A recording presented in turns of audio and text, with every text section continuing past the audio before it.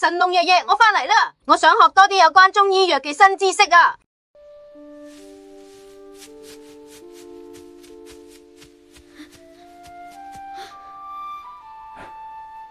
你返嚟啦，我哋開始今日記中醫藥知識小課堂啦。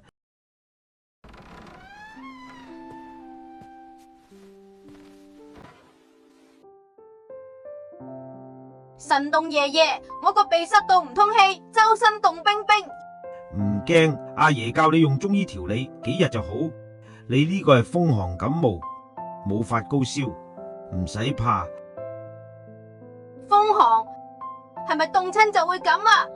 生薑驅寒暖身，紅糖補氣，滾一碗飲即刻鬆爽。生薑會唔會好辣㗎？嚟，趁熱飲咗佢。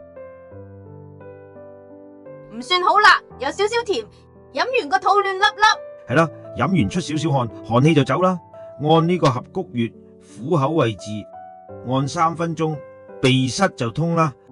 哦，有少少酸酸咁，幾舒服噶。感冒要清淡飲食，蔥白粥通鼻氣，補元氣，唔好食辣同凍嘢啊。知道啦，阿爺，呢碗粥好好食。神農爺爺，我個鼻通咗啦，周身都唔凍啦。係咪好簡單？中醫就係咁貼近生活。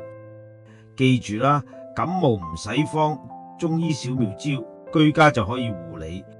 知道啦，以後感冒就揾阿爺同中醫幫手。